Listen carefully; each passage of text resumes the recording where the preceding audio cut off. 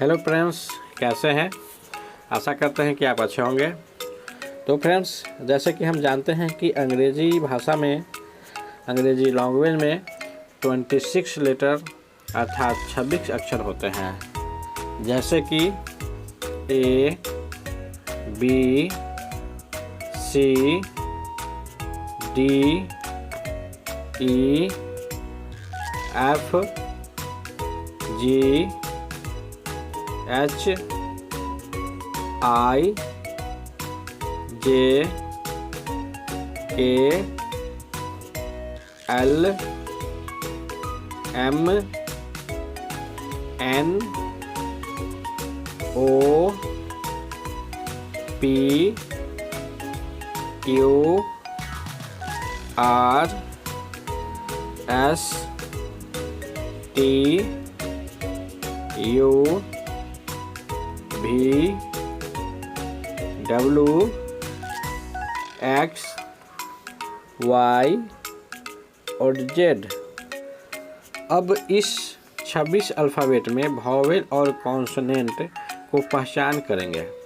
तो फ्रेंड्स, इस अल्फ़ाबेट में 5 वॉवेल अर्थात 5 स्वर वर्ण और 21 कॉन्सोनेंट अर्थात 21 कॉन्सोनेंट है। जैसे कि हम इसमें सर्किल के द्वारा दर्शाते हैं ए, ई, आई, ओ और यू। तो जो circle A, E, I, O, you किया गया है वह वॉवेल है। कौन कौन वॉवेल है? ए, ई, आई, ओ, यू और यह 5 है। और इस 5 वॉवेल के अलावे जो शेष बच गया है वह कॉन्सोनेंट है। जैसे कि B, C, D, F, G, H, J, K, L, M, N, P, Q, R, S, T, V, W, X, Y और जेड, जो कि यह 21 है। अब आपके मन में सवाल या क्वेश्चन होगा कि वॉवेल को पहचान कैसे करें और बच्चों को याद कैसे कराएं। तो चलिए दोस्तों, इसका भी समाधान करते हैं।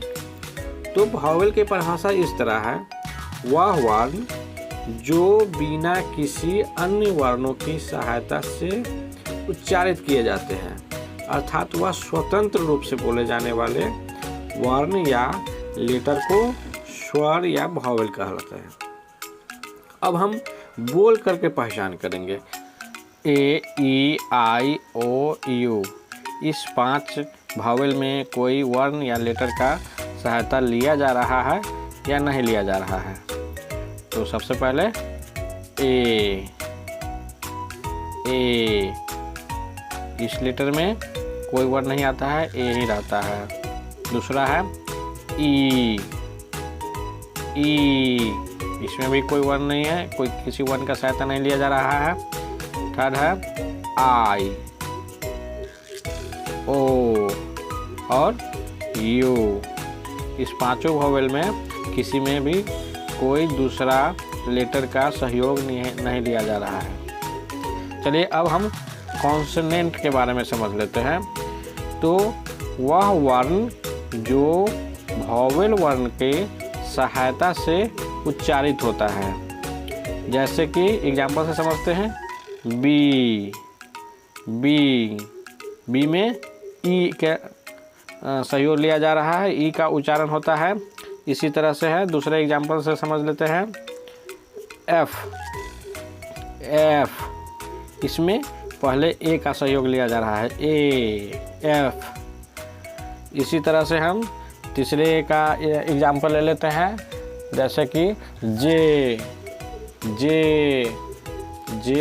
और ए का सहयोग लिया जा रहा था। इसी तरह से है 21 कॉन्सोनेंट है जिसमें वॉवेल का सहयोग लिया जा रहा है। तो इसी तरह से हम पहचान लेंगे कि कौन सा वॉवेल है और कौन कॉन्सोनेंट है।